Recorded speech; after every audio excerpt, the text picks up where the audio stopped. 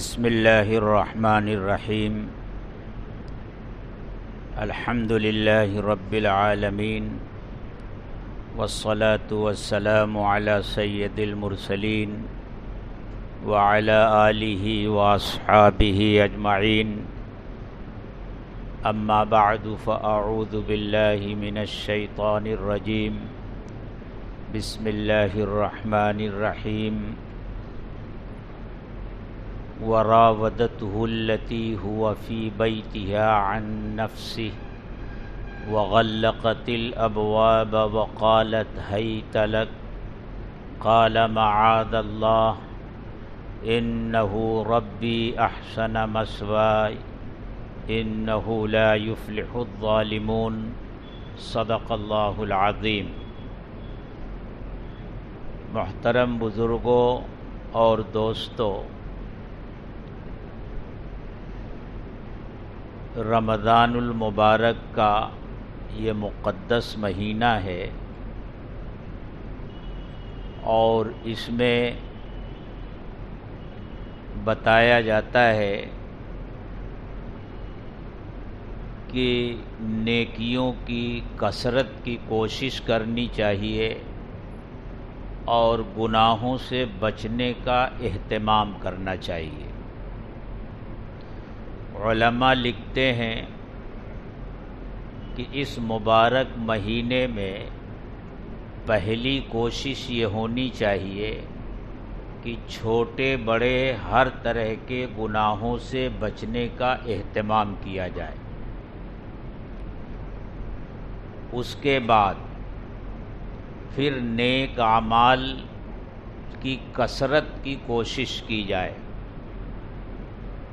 یہاں تک علماء نے لکھا ہے اگر کسی شخص نے رمضان المبارک میں فرائض ادا کر لیے اور گناہوں سے بچنے کا اہتمام کر لیا اور ہر چھوٹے بڑے گناہوں سے وہ بچ گیا تو اس نے رمضان المبارک کا حق ادا کر دیا۔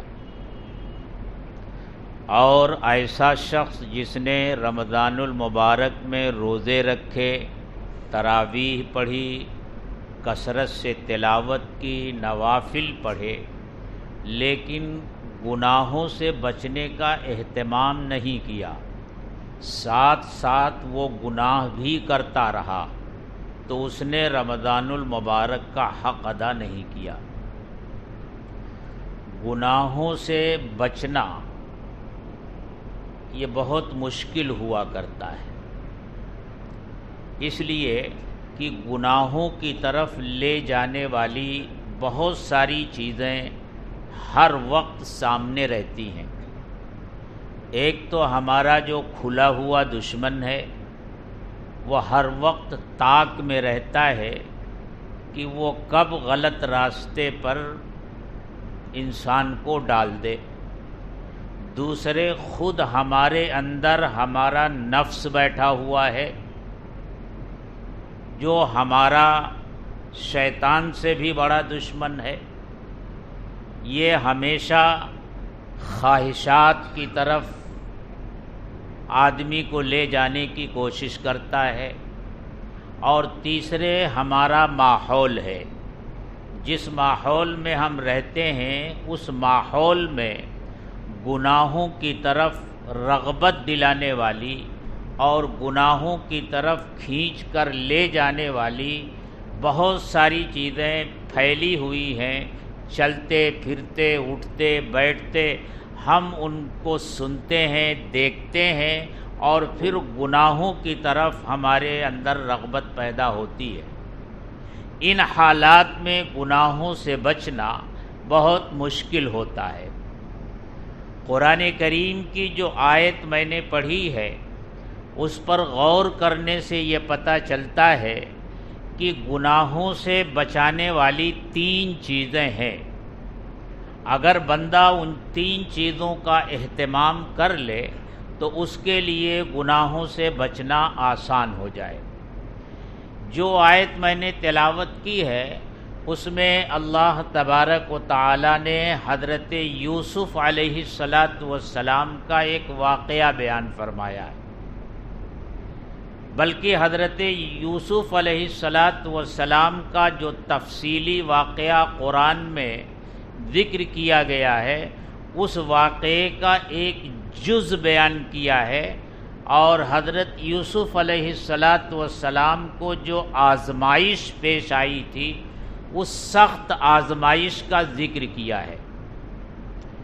آپ جانتے ہیں کہ حضرت یوسف علیہ السلام کو مصر کے بازار میں غلام بنا کر بیچ دیا گیا تھا۔ مصر کے ایک بڑے عہدیدار نے، عزیز مصر نے حضرت یوسف علیہ السلام کو خرید کر اپنی بیوی کے حوالے کیا تھا اور اس سے یہ کہا تھا کہ دیکھو اس بچے کے ساتھ عام غلاموں جیسا سلوک اور برتاؤ نہ کرنا، اس کے ساتھ اچھا سلوک کرنا، اچھا برتاؤ کرنا، کیا بعید ہے کہ یہ مستقبل میں ہمارے کام آئے۔ اس طرح حضرت یوسف علیہ السلام کی پرورش عزیز مصر کے محل میں شاہانہ انداز میں ہوئی، اور اسی حالت میں حضرت یوسف علیہ السلام نے بچپن سے نکل کر جوانی کی دہلیز پر قدم رکھا، وہ جوان ہوئے۔ اللہ تعالیٰ نے حضرت یوسف علیہ السلام کو بے انتہا خوبصورتی اور حسن عطا فرمایا تھا۔ علماء لکھتے ہیں کہ اللہ تعالیٰ نے آدھا حسن پوری دنیا میں تقسیم کیا اور آدھا حسن تنہا حضرت یوسف علیہ السلام کو عطا کیا تھا۔ حضرت یوسف علیہ السلام کو آزمائش یہ پیش آئی کہ عزیز مصر کے محل میں وہ رہتے تھے، اور عزیز مصر کی بیوی جس نے حضرت یوسف علیہ السلام کی پرورش کی تھی، جب یہ جوان ہوئے تو وہی عزیز مصر کی بیوی حضرت یوسف علیہ السلام کے اوپر فریفتہ ہو گئی، ان کے اوپر عاشق ہو گئی، اور پھر طرح طرح سے وہ حضرت یوسف علیہ السلام کو اپنی طرف مائل اور راغب کرنے کی کوشش کرنے لگی۔ لیکن حضرت یوسف علیہ السلام اللہ کے نبی تھے، اور اللہ اپنے نبیوں کو معصوم پیدا فرماتے ہیں، ان کی حفاظت فرماتے ہیں، ہر چھوٹے بڑے گناہ سے یہ اللہ کی طرف سے انتظام رہتا ہے۔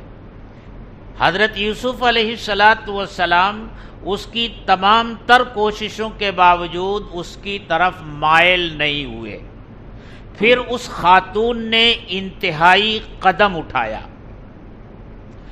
اپنے محل کے ایک کمرے کو سجایا اور اس میں انسان کے شہوانی جذبات کو بھڑکانے کی جتنی چیزیں ہو سکتی تھیں ان سب کا انتظام کیا، اور خود بن سنور کر اس کمرے میں بیٹھ گئی اور حضرت یوسف علیہ السلام کو خادمہ کے ذریعے طلب کیا۔ مفسرین لکھتے ہیں کہ یہ جہاں بیٹھی تھی وہاں تک پہنچنے کے لیے 7 دروازوں سے گزرنا پڑتا تھا۔ جب حضرت یوسف علیہ السلام اس کمرے میں آئے تو اس کے حکم سے وہ 7 دروازے بند کر دیے گئے، اور نہ صرف یہ کہ بند کر دیے گئے بلکہ ان میں تالے لگا دیے گئے، باہر نکلنے کا کوئی راستہ باقی نہیں بچا۔ اس طرح اس نے حضرت یوسف علیہ السلام کو تنہائی میں بلایا، اور پھر حضرت یوسف علیہ السلام کے اندر شہوانی جذبات کو بھڑکانے کے لیے اس نے گفتگو بھی شروع کی۔ حضرت یوسف علیہ السلام کی تعریف کرنے لگی۔ اس نے کہا، یوسف تمہارے بال بڑے خوبصورت ہیں۔ اللہ تعالیٰ نے اس وقت حضرت یوسف علیہ السلام کے دل میں فکر آخرت کا غلبہ پیدا کر دیا جب اس نے کہا کہ یوسف تمہارے بال تو بڑے خوبصورت ہیں۔ حضرت یوسف علیہ السلام نے فرمایا جب میں قبر میں جاؤں گا تو سب سے پہلے میرے جسم سے میرے یہی بال جدا ہوں گے۔ اس نے کہا یوسف تمہاری آنکھوں کا کیا کہنا، بڑی خوبصورت آنکھیں ہیں تمہاری۔ تو حضرت یوسف علیہ السلام نے فرمایا کہ مرنے کے بعد قبر میں میری یہ آنکھیں میرے چہرے پر بہہ جائیں گی۔ اس نے کہا یوسف تم کتنے خوبصورت ہو، تمہارا چہرہ چاند جیسا چمک رہا ہے۔ تو حضرت یوسف علیہ السلام نے فرمایا کہ قبر کی مٹی میرے اس چہرے کو بھی کھا لے گی۔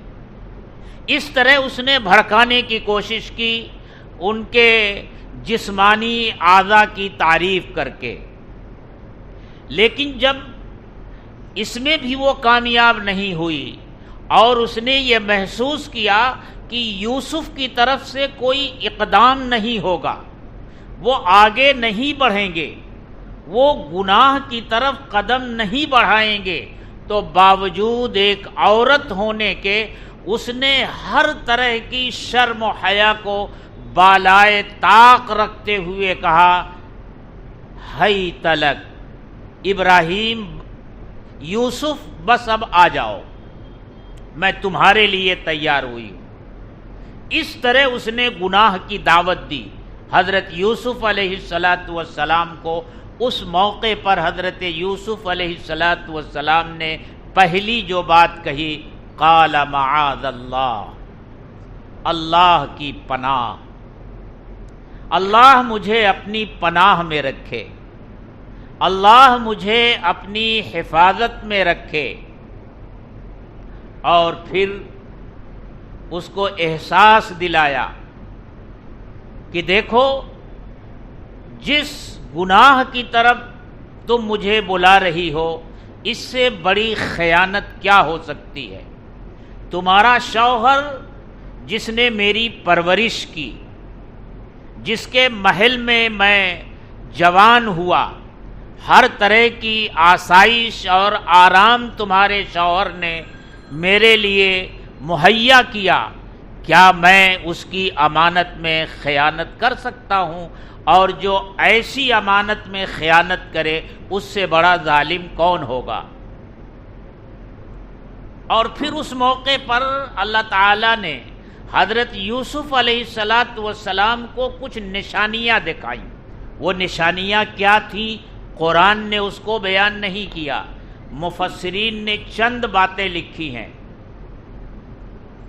ایک بات تو یہ لکھی ہے کہ حضرت یوسف علیہ السلام کے سامنے ان کے والد حضرت یعقوب علیہ السلام کا چہرہ آ گیا، اور وہ اس حالت میں آیا کہ وہ اپنی انگلی اپنے دانتوں کے درمیان دبائے ہوئے ہیں، گویا حضرت یوسف علیہ السلام کو تنبیہ کر رہے ہیں اس گناہ سے باز آنے کی۔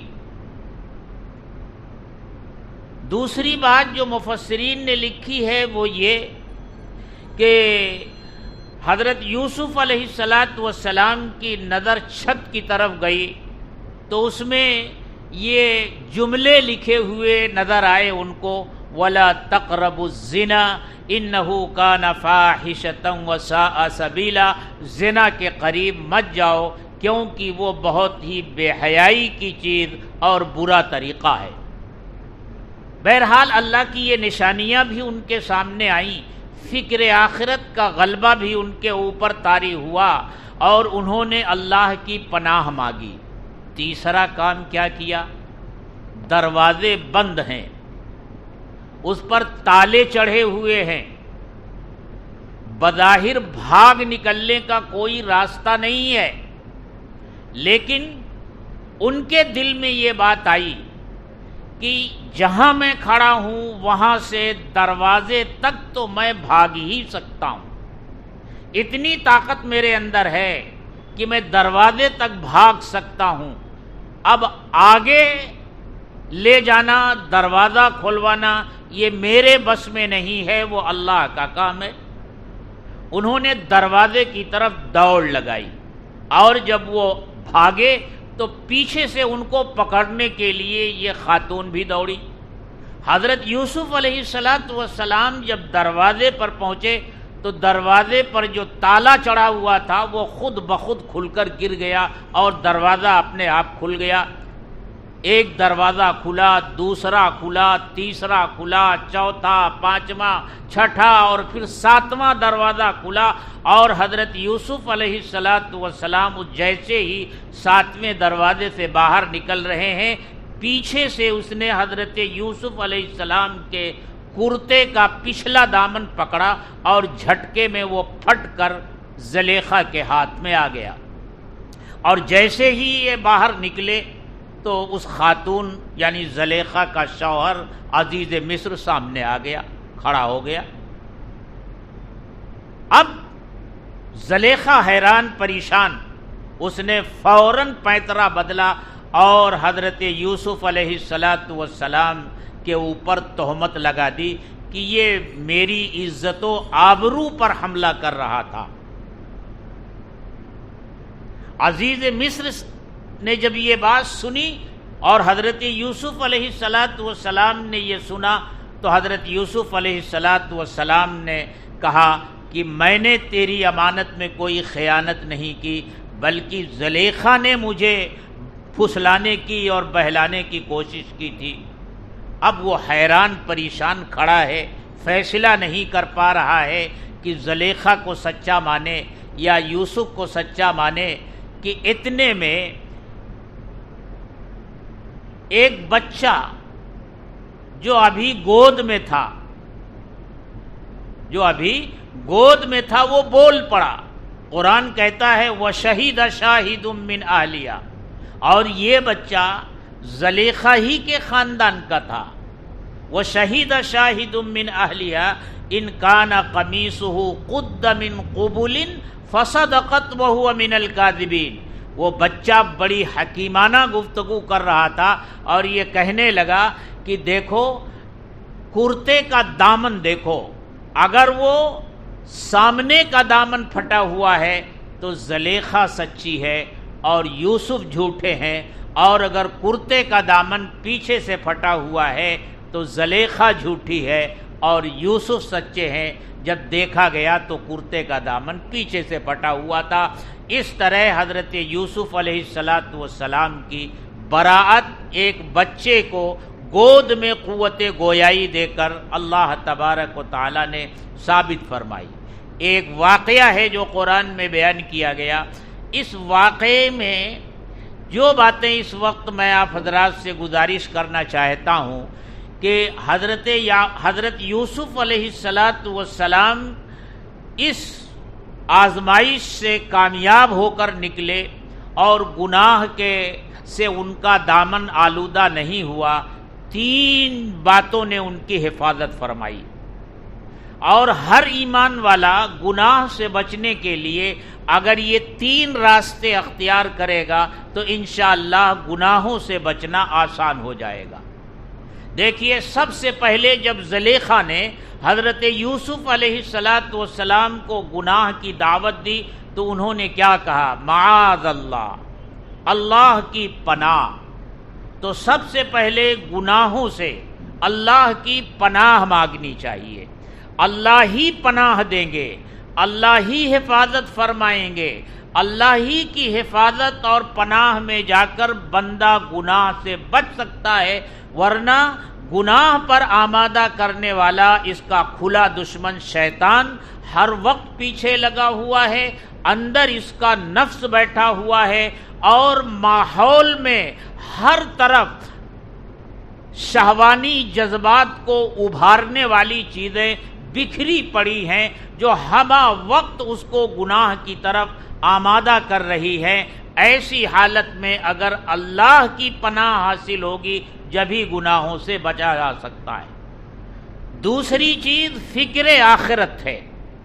ہمہ وقت اس بات کا استحضار ہے کہ میری زندگی کا لمحہ لمحہ محفوظ ہو رہا ہے، میرا ہر عمل اچھا یا برا وہ ریکارڈ ہو رہا ہے، اور اللہ کے فرشتے اسے لکھ رہے ہیں، اور یہ محفوظ ہو رہا ہے، اور کل قیامت کے دن میدان محشر میں یہ میرے سارے اعمال میرے سامنے لائے جائیں گے، اور مجھ سے میرے ان اعمال کے بارے میں پوچھا جائے گا۔ اس کا استحضار ہونا چاہیے۔ جب گناہ کی طرف داعیہ پیدا ہو، رغبت پیدا ہو، قدم گناہ کی طرف بڑھنے لگیں، تو یہ سوچا جائے کہ یہ دنیا ہی آخری جگہ نہیں ہے، یہاں سے آخرت میں بھی جانا ہے، اللہ کے سامنے پیش ہونا ہے، منہ دکھانا ہے، اور جو قدم میں اٹھانے جا رہا ہوں اس کی جوابدہی اپنے پروردگار کے سامنے کرنی ہے۔ یہ فکر آخرت کا غلبہ، اللہ کی پہلی چیز اللہ کی پناہ، اور دوسری چیز فکر آخرت کا غلبہ، اور تیسری چیز اپنے بس میں اور اپنی طاقت میں گناہوں سے بچنے کی جتنی کوشش ہو اتنی کوشش بندے کو کرنا چاہیے۔ حضرت یوسف علیہ السلام نے باوجود اس کے کہ دروازے بند تھے، تالے لگے ہوئے تھے، بظاہر ان دروازوں کے کھلنے کا کوئی امکان نہیں تھا، لیکن ان کے دل میں بات آئی کہ دروازے تک تو گناہ سے بھاگا جا سکتا ہے، دروازے تک دوڑ لگائی تو اللہ تبارک و تعالیٰ نے آگے کا راستہ کھول دیا، اور دروازے کھلتے چلے گئے اور تالے کھل کر گرتے چلے گئے۔ تو میرے دوستو، گناہوں سے بچانے والی یہ تین چیزیں ہیں۔ ہم اگر ان تین چیزوں کا اہتمام کر لیں تو انشاءاللہ گناہوں سے بچنا ہمارے لیے آسان ہو جائے گا۔ پہلی چیز، گناہوں سے اللہ کی پناہ مانگیں۔ دوسری چیز، فکر آخرت، اور تیسری چیز گناہوں سے بچنے کی اپنی طرف سے جو کوشش ہو سکتی ہے وہ کریں۔ اللہ تعالی ہم سب کو اس کی توفیق عطا فرمائے۔ وآخر دعوانا الحمدللہ رب العالمین۔ اللہم صلی علی سیدنا و مولانا محمد وعلی آل سیدنا و مولانا محمد وبارک وسلم۔ ربنا ظلمنا انفسنا وإن لم تغفر لنا وترحمنا لنکونن من الخاسرین۔ اے اللہ ہمارے گناہوں کو معاف فرما، اے اللہ گناہوں سے بچنے کی توفیق عطا فرما، اے اللہ ہماری مدد فرما، اے اللہ نفس اور شیطان کے مکر اور فریب سے ہماری حفاظت فرما۔ اے اللہ آپ کی حفاظت سے ہی ہم گناہوں سے بچ سکتے ہیں۔ اے اللہ اپنی پناہ ہمیں عطا فرما دیجئے۔ اے اللہ فکر آخرت نصیب فرما دیجئے۔ اے اللہ فکر آخرت نصیب فرما دیجئے۔ تیرے حضور کھڑے ہونے کا استحضار نصیب فرما دیجئے۔ اے اللہ ایمان کامل کی دولت نصیب فرما دیجئے، ایمان کی حلاوت، چاشنی اور لذت نصیب فرما دیجئے۔ اے اللہ اپنی محبت، اپنا تعلق، اپنا دھیان نصیب فرما دیجئے۔ اے اللہ جن لوگوں نے دعاؤں کے لیے کہا ہے، لکھا ہے، یا ان کا ہم پر حق ہے، تمام کے جائز دلی مقاصد پورے فرما دیجئے۔ ربنا تقبل منا انک انت السمیع العلیم وتب علینا انک انت التواب الرحیم، وصلی اللہ تعالی علی خیر خلقہ محمد وآلہ واصحابہ اجمعین، آمین۔